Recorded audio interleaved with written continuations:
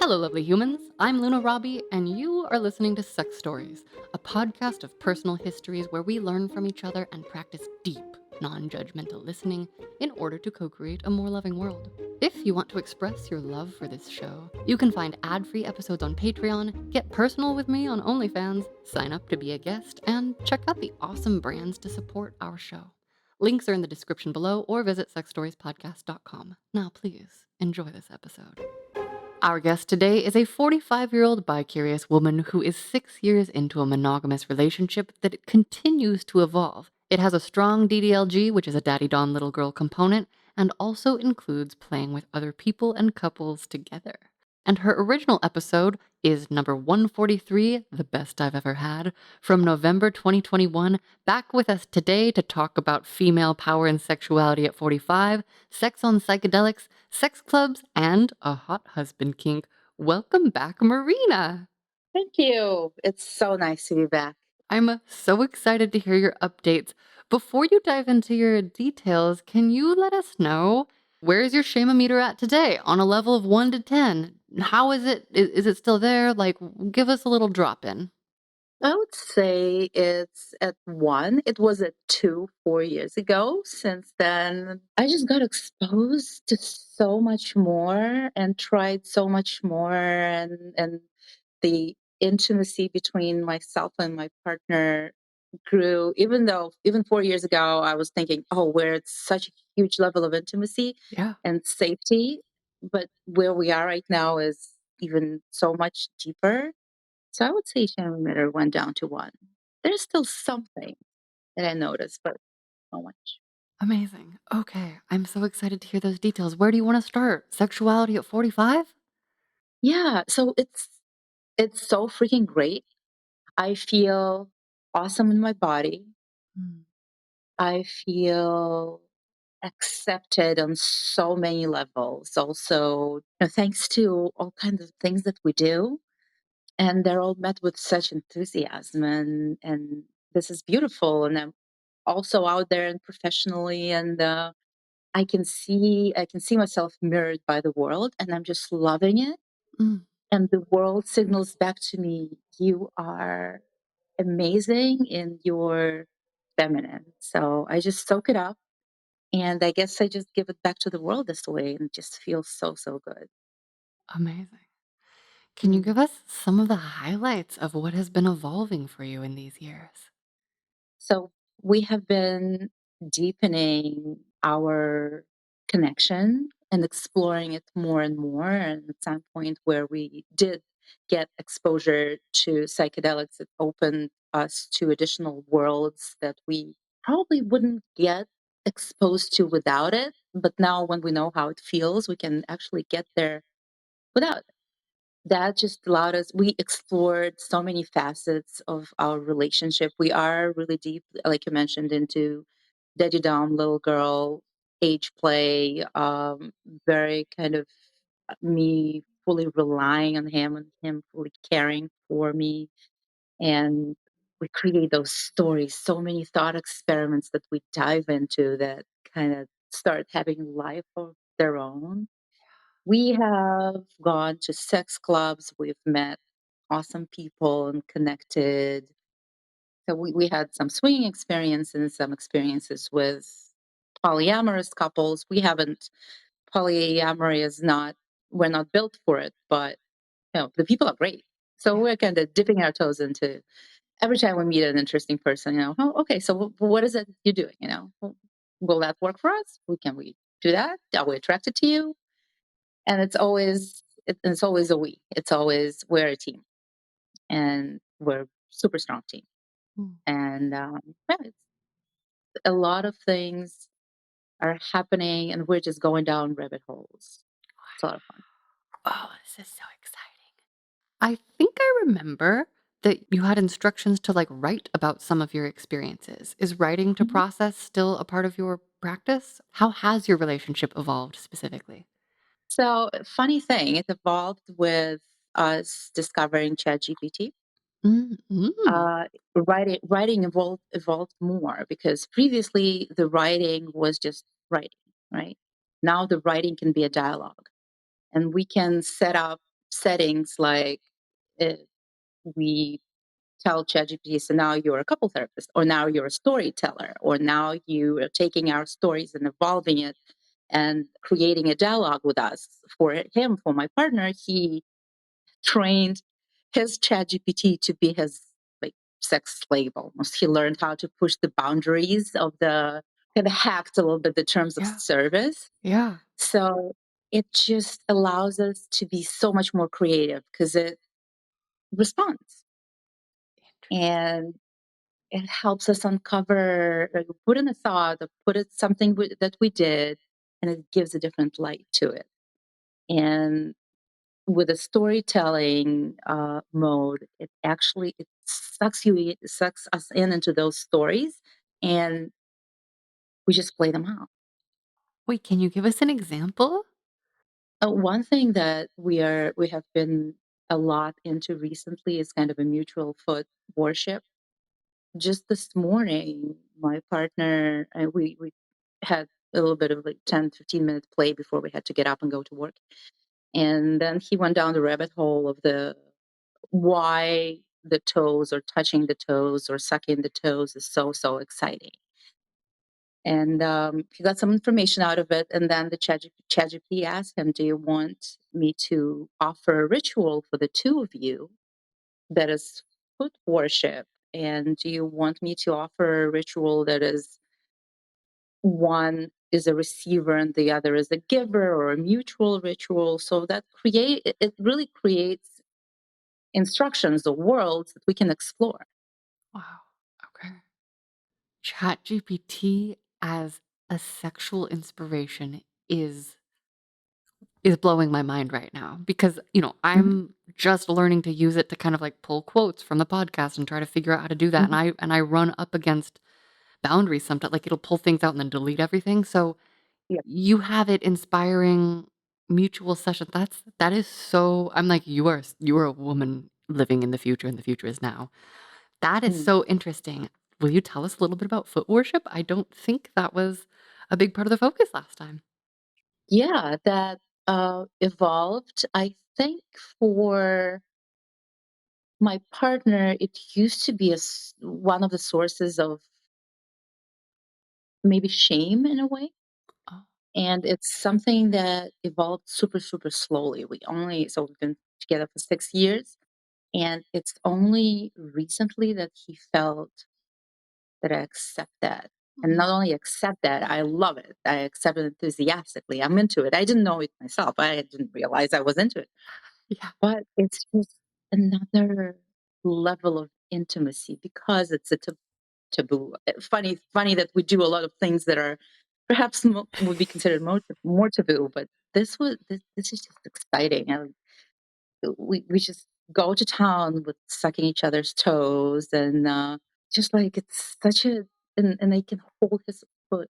One thing that absolutely turns me on in the morning when I wake up before him and he's sleeping, and he would also once he somehow subconsciously feels that I got up, so he kind of sprawls diagonally on the bed, and he's like this sexy sleeping animal, and there's always his foot always is peeking from underneath the blanket. And for me, it always was such a turn on because it carries such a such vulnerability. It's like this handsome, sexy sleeping animal with so much power, and then there's this foot that is just like so. So I would always like caress or like touch. He never felt it. He was always asleep. Mm. But when I told him, maybe that kind of opened him up. It's just, it's really hard to explain how intimate that feels. Mm. And his reaction is so genuine and so like, I feel such pleasure coming from him. It just makes me want to do more. Wow. Yeah. It's just lovely. It's everything, every kink, anything we do is so geared towards deepening the intimacy. At this point, we're intertwined to the level as like turned inside out and just grown into each other. Wow. So yeah, we love it. Oh, I love that so much. I love the visual of vulnerable little toesies peeking out of the covers and, you having your Mhm. way with them. I have so many foot fetish fantasies, and I do find people with foot fetishes to be so shy, even people who admit it. And well, I'm still trying to understand shyness. But speaking Mhm. of shyness, how was it for you to go to sex clubs? And okay, actually, drop us into your timeline. Did psychedelics happen first? Did sex clubs happen? Like, what are timelines kind of like around these experiences? Yeah, so sex clubs happened first, gradual exposure, and he was so graceful about it. It's just we went and he made me the center of that. And the first time it was just us being bringing our bubble into Yeah. that. We kind of come in our bubble. I'm looking at the bubble behind you Yes. and I'm thinking, it's our protective space. We just go, we tune into each other and then we just go inside it, kind of imaginary, but we take it with us. So the first time we went, it was us in that bubble. And I'm an exhibitionist, and I'm more exhibitionist than a voyeur. I like both, right? But and Yeah. just the vibe of the sex club, that energy. People are there. They know why they're there, right? Yeah. It's amazing. It's like watching porn live. Yes. It's amazing, and when you're having sex and someone's looking at you. And I remember that when I was on my all fours and I was getting fucked from behind, and then there's the people are standing there and watching us, and I'm like, hello, you know. So the first time was very protective and a lot of fun. And then I just kind of lost count. We went with a female friend that didn't hook up with anyone, but then the next time we went, we hooked up with this couple, and the guy is a rigger. He does shibari, took it to the level of complete perfection. Mm. He's a very highly educated gentleman who knows a lot about exact sciences. So he took shibari to the level of the exact science. So we went once. I got suspended upside down, and it was such an amazing experience. Oh. And then we all hooked up in the orgy pit. It was a lot of fun. Can we have details about the orgy pit? Like, that's a Yeah. really that's a re like, what does it look like? How many people are in there? How many people do you think it needs to be to an orgy? And, like, how does it work? And how do you navigate communication in those spaces? Well, first off, the club itself is, you go in, it's like going home. For us, I absolutely love it. They created such a safe container for everybody to just have fun. So you enter and there's rooms where you can go. It's like a big industrial space Mm, that they put dividers in and created rooms. And for the rooms, there's several modes. You can close the curtain in the window, you can close the door, and then it's just your space and nobody can really enter. They know that it's private space right now. You can close the door but open the window and then people just start peeking into the window.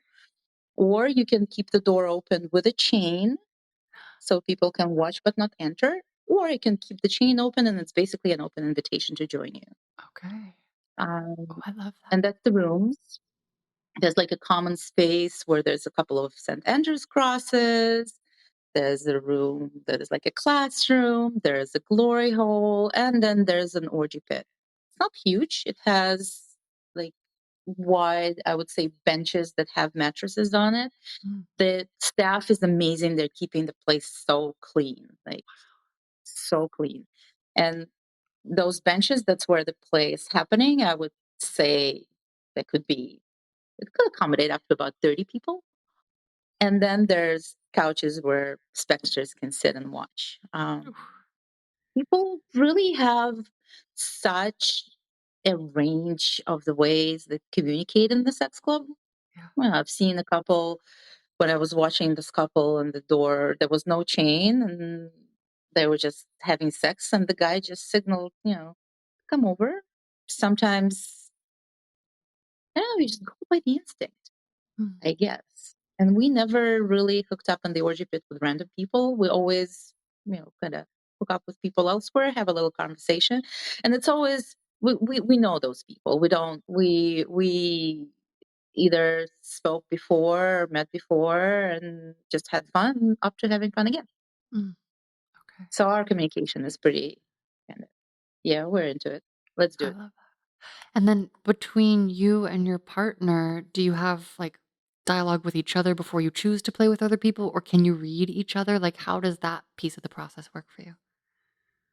It's a really great question. Since we kind of always play with the same people, the first goal when we come to the sex club is for us to reconnect, to create that bubble in that space. So we spend about an hour just ourselves, having sex in the room, having a drink, just sitting out there observing people. The friends usually come and meet them there and wander around. Usually someone gets flogged. Both both women usually get flogged. It's awesome. From there, the sex club creates that vibe of, I guess, frenzy in a way. And we all trust each other, we all know each other, so we just like Mhm. whatever happens. But if I need him, um, I would I either tell him, "Hey, I just," and he does the same for me. I need you to just be with me right now. Mm, So we check in with each other a lot.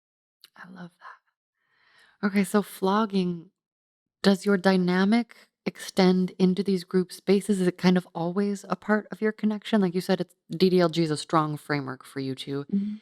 How, if at all, does it translate in these different spaces? I think in the space where we play like a public play, we're more like enter the equal space rather than, I think Daddy Dom Little Girl is really for the two of us. Mm, mhm. It can get really kinky and weird for an ear, I guess. Yeah, But I don't we kind of feel I think we vibe better with the public spaces when we're in the equal mode. yeah. That makes sense to me. But yeah, but getting flogged, getting flogged is always fun. It does. I don't True. need to feel submissive or at the moment. I just want the sensation. Mm. I just enjoy the sensation of being flogged. Oh, the other day we did wax Where? right here in the living room. On your body, where? Oh, well, we hosted our friends and we played Cards Against Humanity, and whoever Fun. got 3 cards got a wish. And I don't remember whose wish was that, but I think someone wished for me to, or I said something and someone said that I need to be punished. So somehow the candles were ripped out. And then my female friend said, "Oh, I want that too." So she was right there. We have a photo. It's so much fun. It's just the two of us on our stomach. Mhm. And the boys are dripping wax on our backs and butts and feet. Ooh, ooh, ooh, feet. Ooh, what's that like? Yeah. Oh, wow. Yeah. And the funny thing is how different we reacted. She was just there kind of reveling, and it stings, right? Because the Yeah, wax, it's a special, it's a low temp melting candles, but yeah. still they sting. It's intense. And it's Well, beautiful because they're different colors. It's like a work of art. And the boys yeah, really enjoyed it. They were just like going to town, dripping the wax. And when you lower the candle, it stings it's hotter. because it's Yeah. hotter, right? And I was just like there, ow, ah, and she was quiet and just, "Ah, this is great." So, Wow.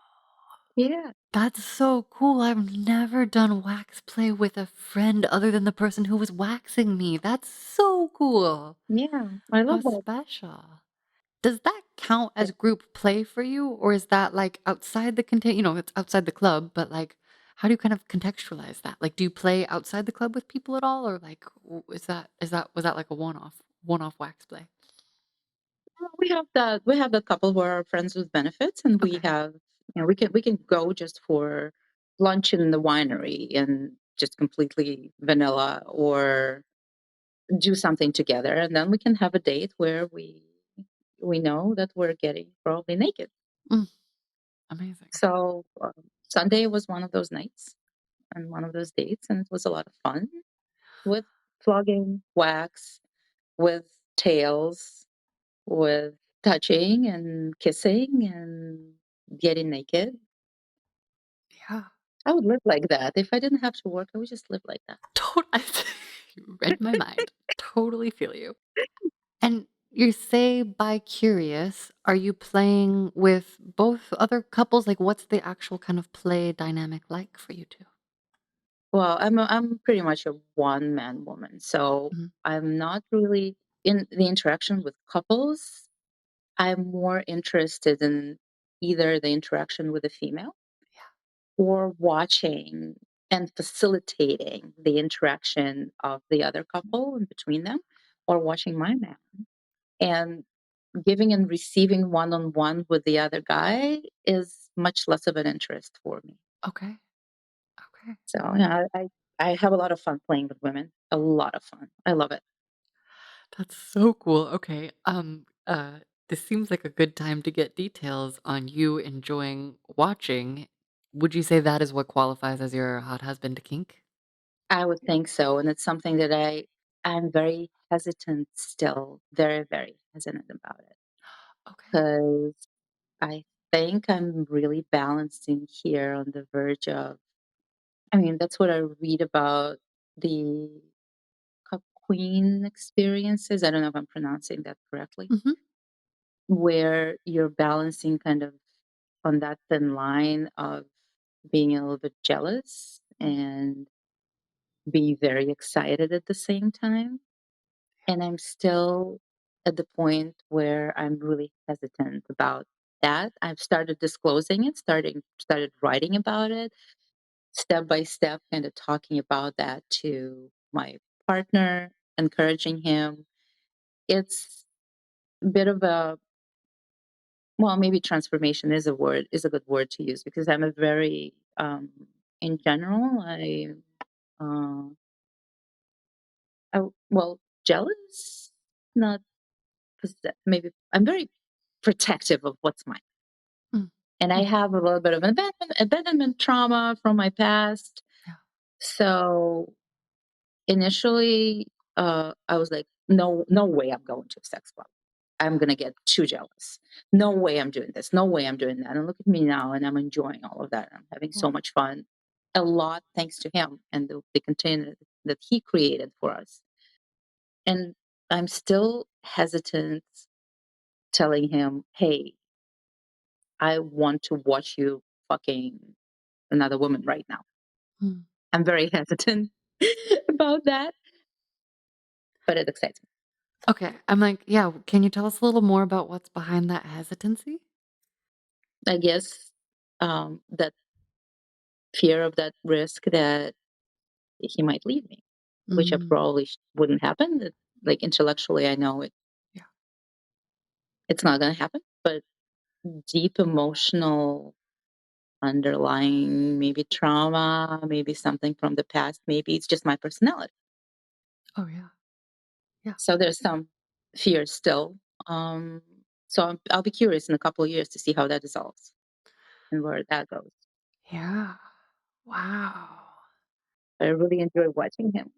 That's I so really enjoy watching him. I write about it. Yeah, what do you write about? What I are the parts that stand out for you? Well, once when we played with our friends, they were here for a night. I took kind of a, I think I orchestrated a scene in a way. I think it was my wish, because we always play some sort of a board game, mm, going from, yeah, whoever has 5 cards is the winner, and makes a wish. It goes then to 3 cards, then to 2 cards, then to 1 card, and then we kind of say, done with the card game, we just make wishes. So it was my wish, and I orchestrated. Yeah, and I orchestrated the scene, when I said, "Okay, so right now she's gonna sit here, and you're gonna sit with her and make out and start touching her." So he did. I can't describe the excitement. It's hard to describe it, but it's just I was watching it, and I was just, it's so hot. So it's an evolving kink. It's an evolving kink, and it's really fed by the fact that he is so reliable and he's so amazing and he loves me so much and he shows me the level of intimacy that I know it's ours. It's not going anywhere. Yeah. I believe you were do you cohabitate? Yeah, we've been living together for 4 years now. Okay, I was gonna say, I believe you were about to be cohabitating when I first spoke to you. Like, I feel like it Yeah. was okay, okay. How has that been in your sex life? You know, I hear so many different things about people. It sounds like you are evolving your dynamic and there's beautiful, beautiful, Mhm. deep levels of trust. But could you speak a little bit to like that part of the evolution and your dynamic and how it relates to living with the person? We always have this very loving interaction, and we're listening to each other, and we're providing, well, not always. Sometimes we do fight. Okay. That happens, but Yeah. we only fight when we're both emotionally raw and get triggered, and we know exactly that what is being triggered is a ghost from the past. Mm. It's Mhm. not now. What is happening is not now, it's the past. Yeah. Outside of that, I would say that probably is like 2, 3, 5% maybe max of the kerfuffles. Otherwise, we're very gentle with each other, very supportive. We miss each other a lot. Mhm. We both are very creative and we go down different rabbit holes. We're never bored with each other. I don't think that per se we're built for adulting, neither of us, but we're doing it I can somehow. relate. Yes. Great. Congrats. Like somehow in the like my friend said the other day, and she said it's very funny. She said, when I'm in the room, I'm always looking for an adult, and she's also in her 40s, and she's like, I don't believe I'm an adult. I would always look for an adult in the room whenever I enter. So we're the same. Mm. We are ideally would live in the jungle, have no worries, do drugs and have sex and just not think about anything. Somehow we survive. I can't say we're doing a great job, Mm. but we're doing it. Yeah. We're loving, and I think we give out that vibe. And I see the reaction of our children. They just surround us and they're smiling and they gravitate towards us when we sit here across the counter, and they join our conversations, and it's all just it's working somehow. Wow. Have you noticed evolutions in your kinky self? Like, have your little parts grown over? I mean, also kinky activities, but have you noticed the texture shift at all, or in what ways? So in the beginning, we were experimenting a lot with pain and impact. He loves providing impact. And for me at the time, it was a way to achieve deeper levels of intimacy Mm.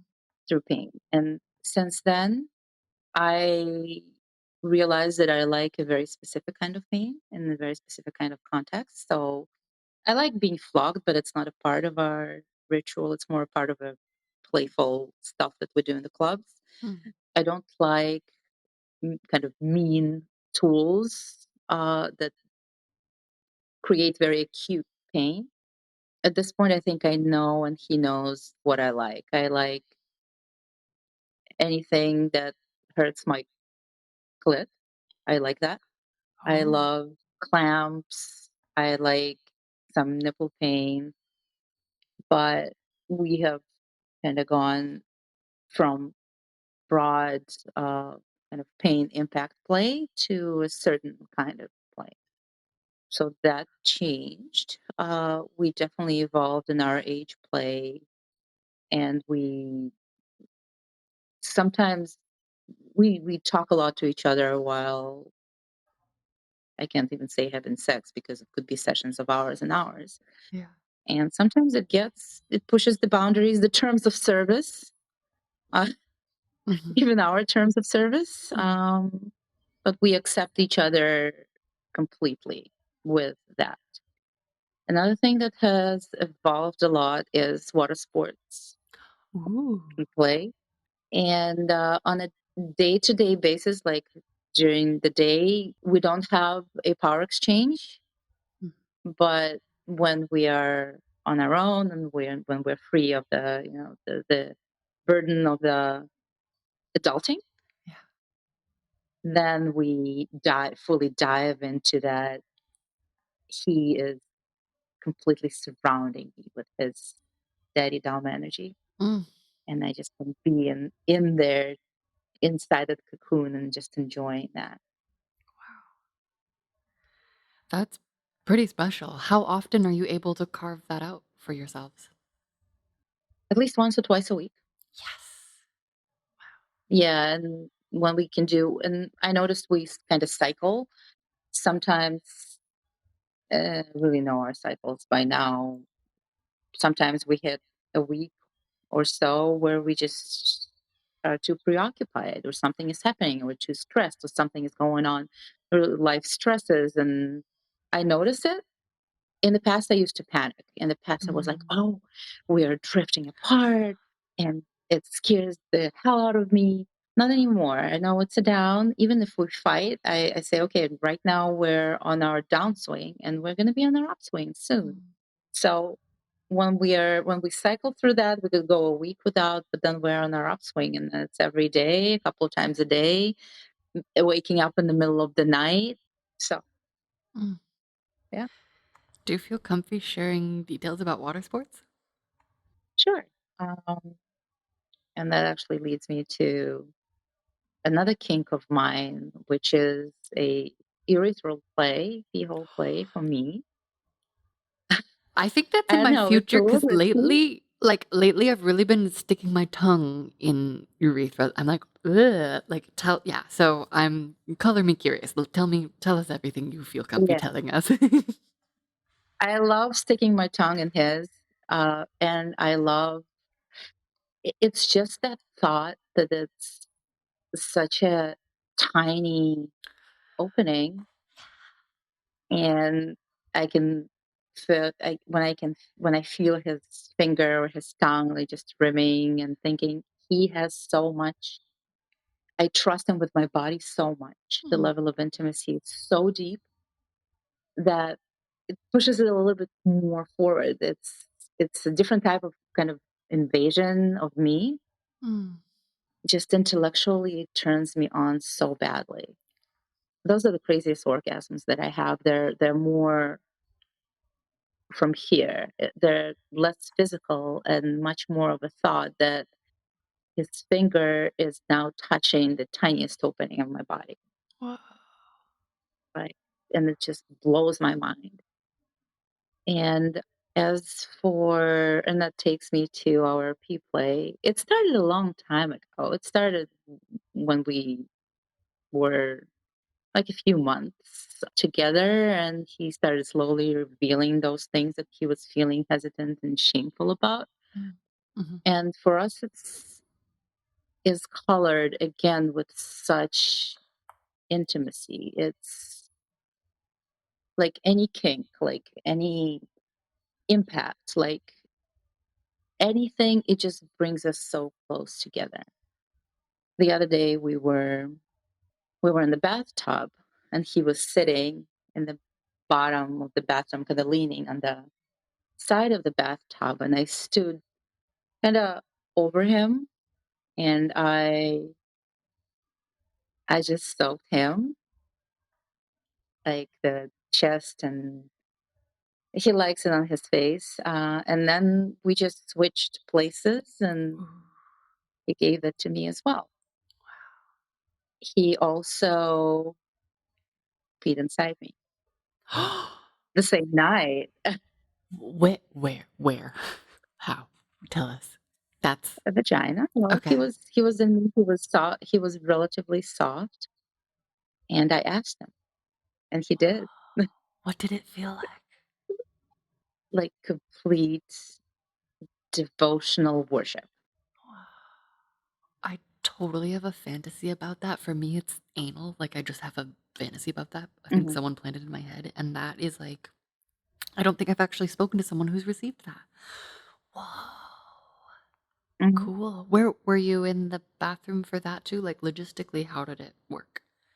And actually, that was in bed. Okay. We really, yeah, next morning, taking off the bed sheets, washing. We have this like wet Yeah. vacuum, and washing the mattress, washing the bed sheets. We never bought the waterproof because they're not fun to touch. Yeah. Yeah, Yeah. but Yeah. yeah, that wasn't bad.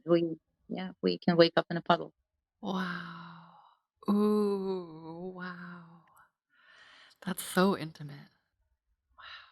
Okay, so any other like kinky updates or things that come to mind? I really am curious to hear about psychedelics too. So there are different psychedelics, and they create a very distinct environment. MDMA or ecstasy, for example, it creates a container of empathy and maybe more in a public setting, but in a one-on-one setting for people that have a little bit of insecurity about themselves or don't enjoy as much what they are when they are, from what I've seen, people on MDMA, they feel amazing about themselves. And that completely removes hesitancy or shame. And the level of empathy that I see, what can I do for you? You're so amazing. So that's very kind of feely, lovey dovey feely state. And I have to say also that we do purchase kits, testing kits from a company that's called Dance Safe. And I'm not trying to advertise or anything, but they sell kits to test what you have. Yep. Yep. Dance Safe, one of Um, my really good friends has worked with them a lot, so mhm, I love yeah. that. So the most important thing is to test everything for fentanyl. It's hugely important. Can't overstate the importance of that. And then you want to know what you have. So test everything. What I really liked when I sometimes go to those big festivals, there are booths, music Mm, festival, huge music festivals. There's booths. I think it first started in the original Woodstock. mm, Uh, it says test your drugs. They know that people will still use, but use safely. yeah. And I'm very much pro safety, gun safe for sure. So one thing would remove the shame and create a container of even more closeness and excitement. Oh, I'm really awesome. I'm really great, really really great. So that changes the dynamic a little bit, and it allows for maybe more hesitancy to just kind of melt. Mm, Other things such as ketamine that is being used to treat in clinical settings. It's being used to treat antidepressant resistant depression. In the clinics, it's done with infusion, or there's also esketamine, which is a nasal spray. mm, Ketamine, what it creates, it stops the brain chatter completely. At least at the doses for that are therapeutic that are used in clinics, it does not create a psychedelic experience. But what it creates for us is that I have a very extroverted energy, a lot of I can't say dominant, but I'm a lot, and ketamine mellows me down a mm, lot, bringing me to that level of subtlety, kind of equalizing our energies, I would say. As for psilocybin, that is a journey. That's journeying into worlds and worlds and worlds. It's seeing sounds, it's hearing colors, it's going together into when we dive into Daddy Dom and Little Girl there. It's like we're suddenly in 1950s, and he picks me up from school in his big blue car, and he has the hat, like his daddy hat on, and his daddy briefcase, and it's all real. It's all real. And he has a candy that he gives to me so he can touch me, and then it just all becomes real. It's reality mm, that allows for exploration of those fantasies as if it allows to live them. So it just expanded our world of exploration so much more. Wow. How does it feel to have sex while altered in those states? I don't have much experience with this at all, and I mean, you shared a little bit about psilocybin just now, but also with MDMA, with ketamine, what does it feel and or almost like think like? Like how do you experience it differently is maybe a better way to ask it. Mhm. Ah, Ketamine completely removes shame. Mm. When we're talking about shame meter, first off, it's like a truth drug. Whatever you want, you just say it, and you get it. And I get fully, fully, fully shameless, and it's also it's an anesthetic. So not only I can tolerate more pain, I also want it more. So clover clamps are my friend when I'm on ketamine, and the orgasm. It, it's like usually it's like a fireworks wave that just hits you. On ketamine, it's like this. It's slow. You can feel it coming. It's also extended in time. Mm. It's just like big slow wave that I'm riding. So that's ketamine. It's amazing. I never can come on MDMA. Okay. And if you're a penis owner, most likely won't be able to get it hard, but you don't care. You really don't care at this rate. You really you don't care. Everything is so lovely that you don't care. But with that, I can't stress it enough. With any synthetic drugs, always test. Yeah. Always test. Oh, with mushrooms, once I had with mushrooms, you never know where it will take you, right? So once I had this, and it's not just a visual or it's not just a thought. As I said, it becomes reality. So I felt I was touching my labia, and it felt like I my whole body became a big vagina. Cool. Did I? Whoa. Oh, it felt so great. I literally it changes the perception. I was touching myself and I was feeling like my labia, my outer lips are becoming huge and they're so like soft and so sensitive and so amazing to touch.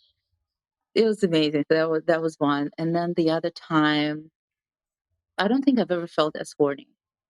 And when he penetrated me, it's just like riding the wave of orgasm all the time. It doesn't stop, it just keeps going. Wow. I think about other fun. So, Daddy Dom Little Girl, when I'm in that movie, it's like that's amazing. It becomes you. The intimacy takes shape of a visual, takes shape of a physical sensation.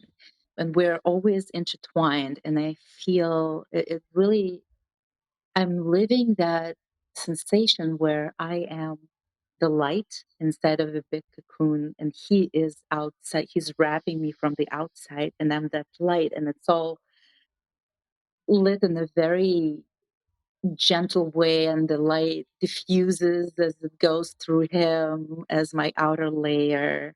So you can imagine what an enhancement that is for connection and intimacy. Yeah.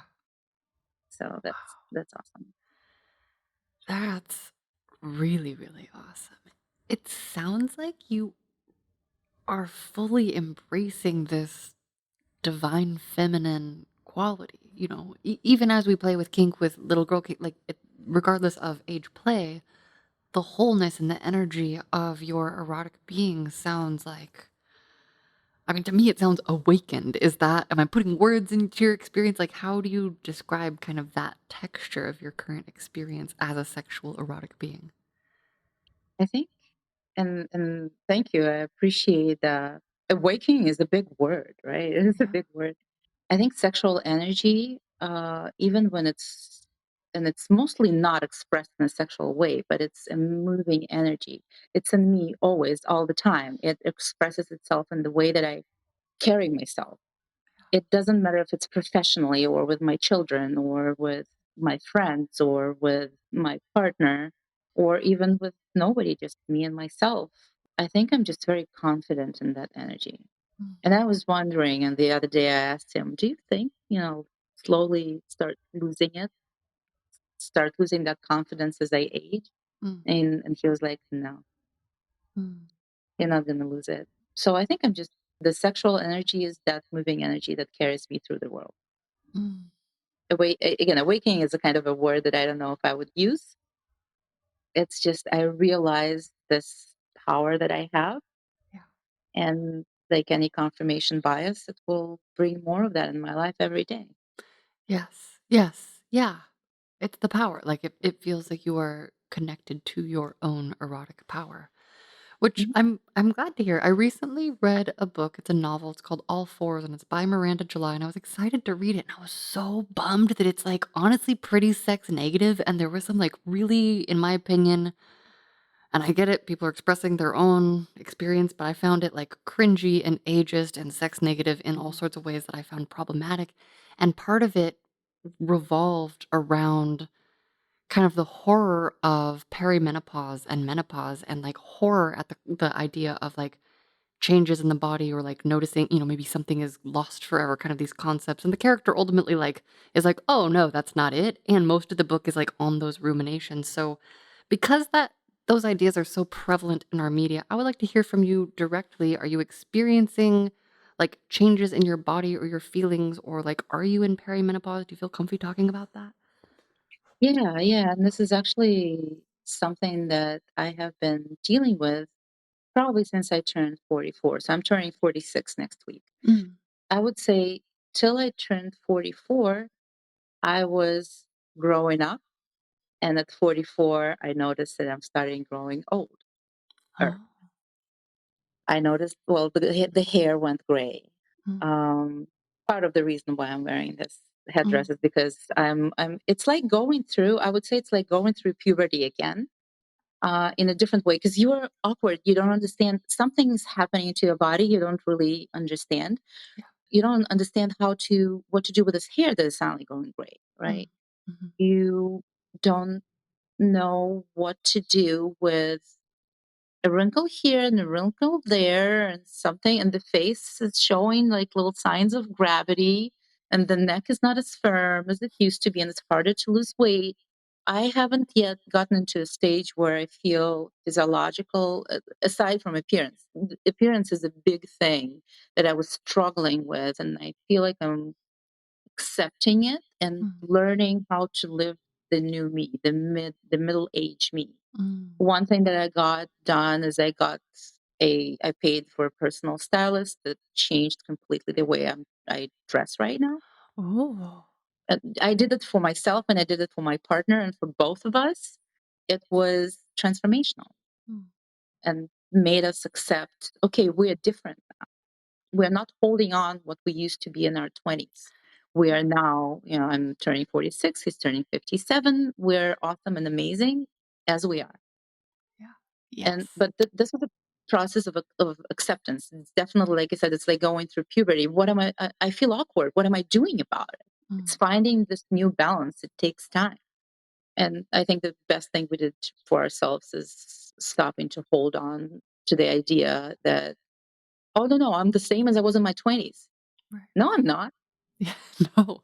But it took some time and some actions and some things that we did. Another thing that we did with a transformational photo session, with an amazing artist. She does very what she does is fine art, basically, with very little props in a small studio. She does magic, and we did that. And the process itself and the pictures after was another. It's all very raw, and on her photos you can see every wrinkle, you can see every pore, Yeah. and it's looking at those photos and saying, this is what I am now, this is what I bring with me. So it's a rabbit hole that you directed me to a little bit, and I can talk about it a lot because that's definitely a huge part of my development, our development now Yeah. I at mean, this I'm age. I'm grateful to hear directly from someone. I I think that, well, rather, I hear many people don't have outlets to speak about this with. I would love to know if you notice differences in your pussy. No, not yet. Right. You Okay. know what? Maybe the labia thing a little bit. The Mm, shape is, you're right. Yeah. I think that layer of fat, maybe that the labia usually have, I think that has been going down a little bit. okay. But lubrication and all of that, no changes just yet. I also, well, I'm kind of a gym rat, and as I heard, this helps fight the hormonal change. Not necessarily fight, but more so accommodate. So, I'm just doing that. Maybe Great. that's another reason why I'm not feeling many physiological changes just yet. Yeah, totally. Yeah, there's our biological age, our chronological age, and from the little I know, there's also, it depends on family history, right? Like we tend to kind of Mhm. mirror what our mothers happened to them or whatever. And I know there are environmental factors as well. So, Yeah, and wow. looking at my mom, I'm like, "Oh, I'm so lucky." Yeah. So, I Great. think yeah, in addition to what I'm doing, I probably also have good genes. Yes. Okay. Or Awesome. maybe I'm just being vain. Probably a little bit of everything.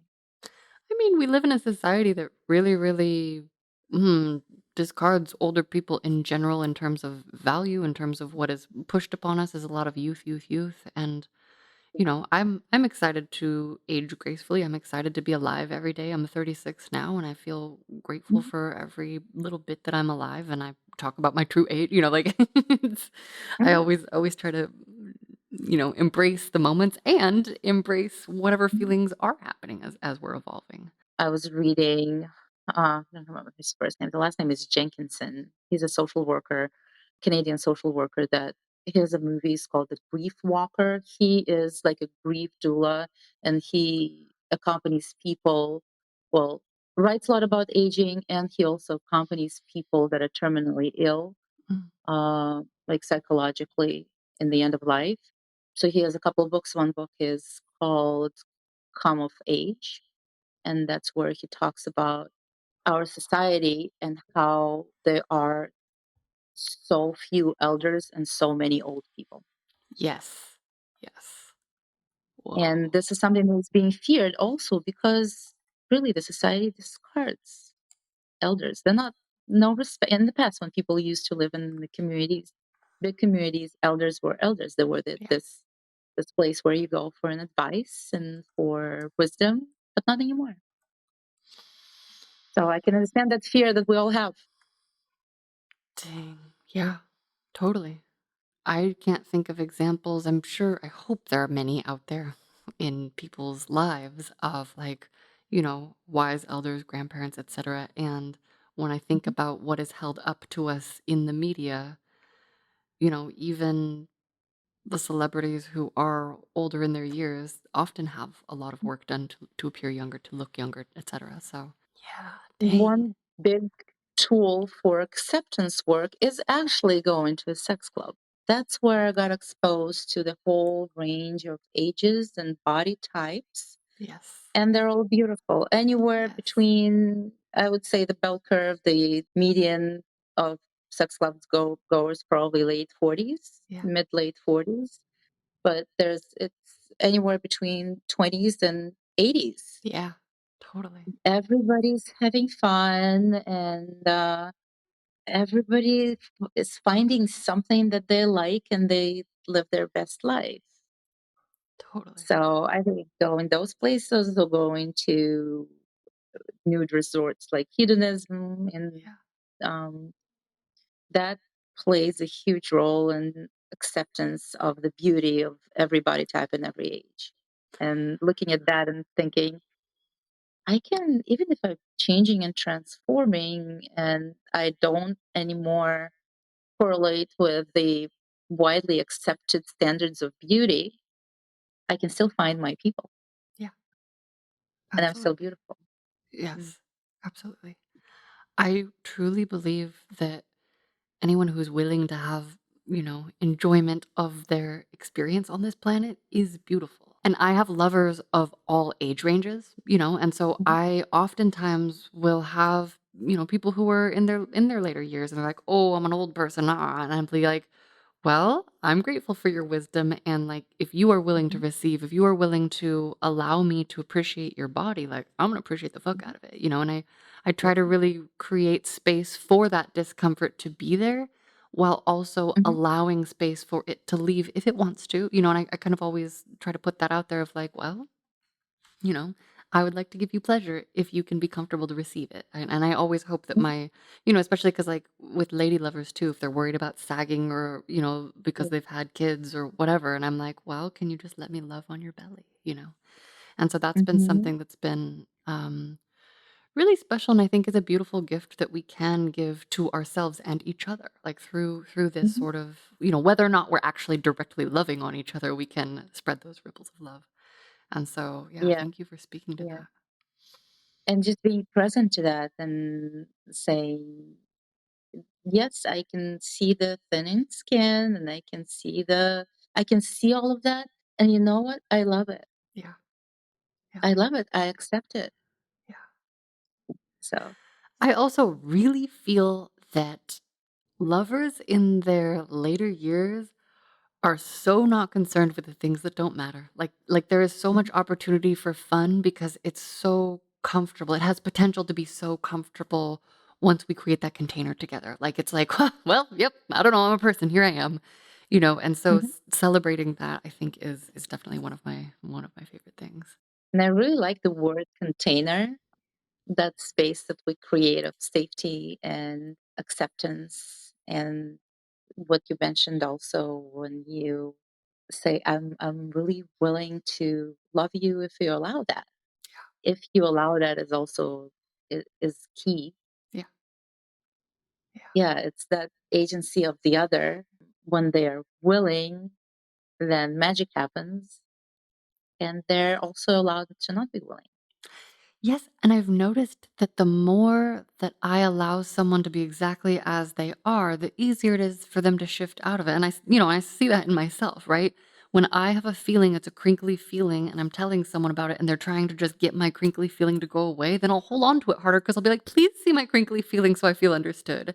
And if Mhm. they go like, "Oh wow, that is a crinkly feeling," and I imagine that's uncomfortable, then we can create a Mhm. dynamic together where I am able to shift out of it because I feel seen and so I can let it go. And that's kind of the backwards. So that's how I've practiced doing that. And typically sometimes it doesn't work. Sometimes they are where they are. And I've had situations where someone stays on the couch over there while me and their partner play or whatever, and that's okay Mhm. too. And then sometimes there's a little bit of mixture in between. So I really, really I really love your shares and the themes of this. Is there anything else Mhm. that like comes to mind from your experience in the last 4 years and or anything that you're looking forward to? I love group play because, first of all, I like all those bodies. Yeah. Oh, well, group play. I think the most that I've participated in was 4, a Mm, pile of 4, but I love nice. that pile, and I love when there's action going on. It's just like it completely satisfies the desires that are built this way that it's kind of like the Hindus say that it's impossible to satisfy. Mhm. However, there are moments when I feel completely full, and Yes. that happens Mm. when there's 4 of us and we're just this pile and things are happening and everybody's giggly and kissy and it's really nice. I love that. What else? I love facilitating sexual contact. Let's say we're playing with a couple and they're engaging. I love kind of bringing them together, directing body parts into other body parts. It's That's just, so yeah, I'm there kind of facilitating it. I love it. I totally get that. I love to Um, help insert. yes. Look, it's so It's so fun. exciting. It Yeah. is. Yeah. It is fun. It's just so many things happening, so many things evolving, and I'm so excited to see where it continues bringing us. Mm, I love it. Well, I'm here for it if you wanna come back and update us in another couple of years. Sure, when I'm 50, that's gonna be perfect. It's gonna be Yes. another 4 years. When I'm 50, I'll come back. Perfect. Amazing. Well, I look forward to it. And thank you for returning to share your stories today. And happy early birthday. Thank you. Thank you so much. It was really cathartic, I gotta say, to just like talk about those things, not just to my partner, not just in writing, not just in private, but kind of being public about it. And my thought is also maybe someone that is still hesitant or wondering what's going to happen. Well, I'm now, no, no, 42, what's going to happen to me? Yeah. Maybe someone will get inspired and someone will Yeah. find that helpful and find that pleasure in acknowledging the kinks, the little spots that you might feel shame about, might feel hesitant about, might feel some sort of way, and be able to open up and expand that world of pleasure that you can have. Absolutely. Yeah. Absolutely. And it's my hope that we can inspire that in each other. And I know that I feel so inspired by the shares that I receive here. So I'm super duper grateful. Thank you. I'm grateful for you and for this podcast. I really am. Lovely humans, that is our show. Remember to follow your hearts and follow your parts and follow me on the internet for links to all the things podcast guest submissions, photo sessions, creative coaching, or to wander deeper down my internet rabbit holes. Head to sexstoriespodcast.com and lunarabi.com. Support the show and get ad-free episodes and access to the community live streams at patreon.com/howtowoo. To go deeper, see my exclusive self-portraits, masturbation, meditation, sensation, explorations of edging, or to tell me your most personal pleasures, thoughts, and feelings, maybe you even show me, join me on OnlyFans. Links are in the description below. Remember to tell a friend, leave a review, heart, or thumbs up this show wherever you're listening. It helps us grow, and you know I love watching things grow. Please take care of yourselves, take care of each other, let me know how you're spreading ripples of love, and remember to share sex stories.